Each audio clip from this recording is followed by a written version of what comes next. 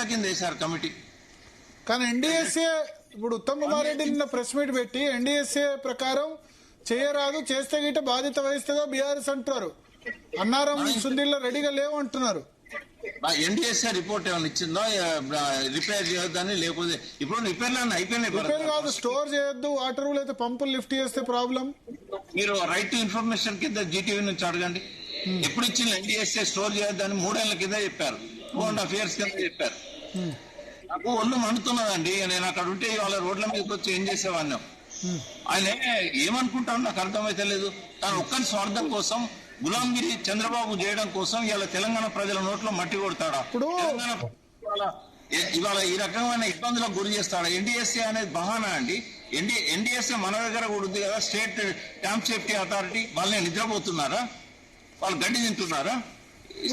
నేను అనేది ఇప్పుడు కాళేశ్వరంలో 1 TMC రోజుకు 2 TMCలు ఎత్తినంత మాత్రాన పోలవరంకి అంత పెద్ద లబ్ధి ఏముంది? లక్షల మీరు అన్నట్టు 90,000 TMCలు పోతున్నప్పుడు 1-2 TMCలు ఎత్తితే ఆంధ్రాకు పోయే వాటర్ కూడా ఇబ్బంది ఏం లేదు కదా. దానిలో చంద్రబాబుకి లబ్ధి ఏముంది?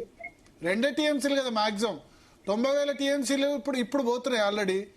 మన ఎత్తిపోసుకునేది ఎంత? 24,000 క్యూసెక్కులు. 90,000 క్యూసెక్కులు పోతుంటే 24,000, మిగతా 66 కిందకే పోతాయి కదా. రోజు అంతే పోతాయి. మీరు గ్యారంటీ ఇవ్వగలుగుతారా? ఇంకెక్కువనే పోతాయి.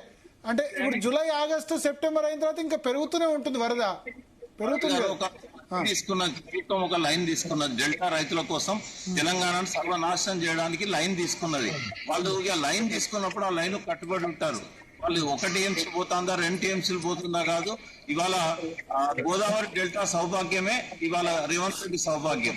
చంద్రబాబు నాయుడు గులాంగిరి ఎంత చేస్తే మోడీ గారు అంతకాలం నేను కొనసాగనిస్తారు. ఈ పనికిరాని పరిపాలనను ఎంత తొందరగా అంతం చేస్తే అంత మంచిది.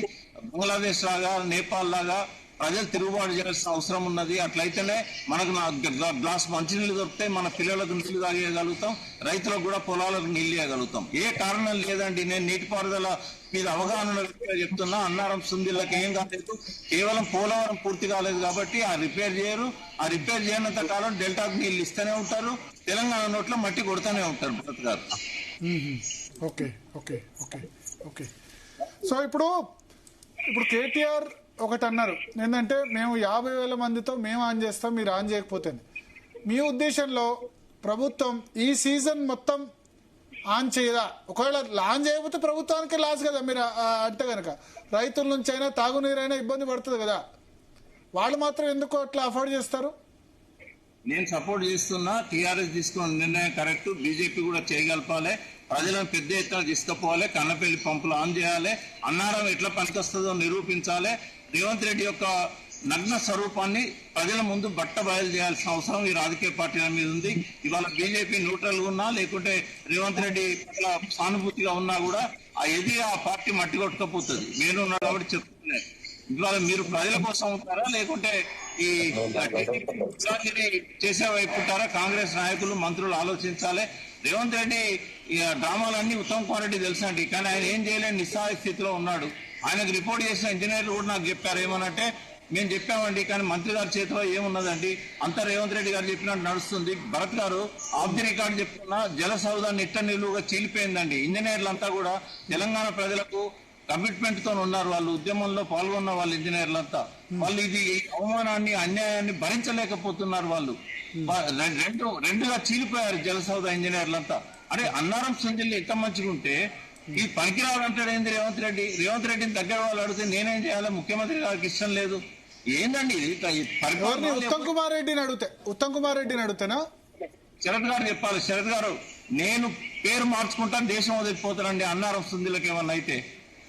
అన్నారం సుందీల్లో నిక్షేపంగా ఉన్నాయి. 17 లక్షల క్యూసెక్కుల పైన ఏం కాలేదు, 13 లక్షల క్యూసెక్కుల పైన ఏం కాలేదు. డ్యామ్ సేఫ్టీ అథారిటీ రిటర్న్ కి ఎక్కడ నీళ్లు నింపొద్దని చెప్పలేదు.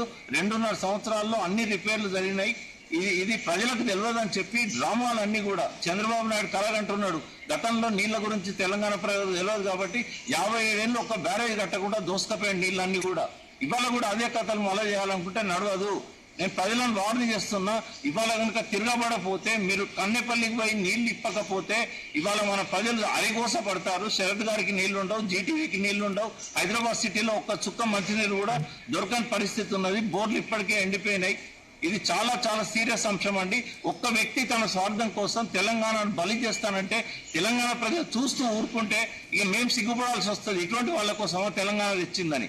తెలంగాణ ప్రజలను నేను వార్న్ చేస్తున్నాను, తిరగబడండి. కన్నపల్లి పంపుల నీళ్లను ఇవాళ అన్నారం నింపాలి, సుందిళ్ళ నింపాలి, హైదరాబాద్ తరలించాలి. 1,42,00,000 హైదరాబాద్ సిటీలో ఉన్నారు. వీళ్ళందరికీ ట్యాంకర్స్ ఒక్క రోజు బుక్ చేస్తే 10 రోజులకు వస్తున్నాయి. ఏం చేస్తారండి? ఎల్లినోళ్ళ వర్షాలు పడకపోతే ఏం చేస్తాడు రేవంత్ రెడ్డి? తన ఎక్కిన కొమ్మ నరుక్కుంటున్నాడు. అది ఆయనకు కూడా నష్టం. మరి ముఖం కూడా నరుక్కుంటాడు రేపు హైదరాబాద్ నీళ్ళకి ఇబ్బంది పడితే. ఎందుకు వస్తాయండి? నీళ్ళు లేకపోతే పరిశ్రమలు బంద్ పెట్టాల్సి వస్తుంది. కిరణ్ కుమార్ రెడ్డి కరెంట్ హాలిడే ఇచ్చాడు, ఇవాళ వాటర్ హాలిడే ఇవ్వాల్సి వస్తుంది Revanth Reddy. Water emergency declare చేయాల్సిన పరిస్థితి వస్తే నేను నీళ్లను ఎత్తిపోయా డ్యామ్లకు ఏమో అవుతుంది, పోనీయండి, పాడుబడి పోనీయండి. డ్యామ్లు ముందు నీళ్ళ అవసరాలు తీర్చమనండి. ఏంటి అన్నారం ఏమన్నా ఒక హోల్ పడితే నష్టం అవుతుందా? అప్పటికప్పుడు గ్రౌటింగ్ చేసి దాన్ని పూడ్చడానికి ఇంజనీర్లు రెడీగా ఉంటారు. డ్యాములు కట్టుకున్నారు ఎందుకంటే పోలవరం నుంచి డెల్టాకు నీళ్లు ఇవ్వడానికా, లేకుంటే తెలంగాణ ప్రజలకు నీళ్లు ఇవ్వడానికా? మీరు చాలాసేపు చెప్పారు సాగునీరు, రైతులు, పంటలు, కరెంటు ఇవన్నీ పక్కకు పెట్టండి. డ్రింకింగ్ వాటర్ ఎత్తిపోయామనండి చాలు. ఈసారి క్రాప్ హాలిడే ఇవ్వనండి, చెప్పాలి కదా. ఎల్లినో ఉంది, ఎల్లినో ఉన్నప్పుడు క్రాప్ హాలిడే ఇవ్వాలని చెప్పాలి కదా. ఓకే, శరత్ గారు పక్కనే నాకు తెలిసి ఆయన కాన్స్టిట్యున్సీలోనే కన్నపల్లి పంపోజు మీద బెల్లంపల్లి కిందకి వస్తుందా? కన్నపల్లి లేదు సార్, మాకే వస్తుంది. తర్వాత విషయం ఏంటంటే సార్,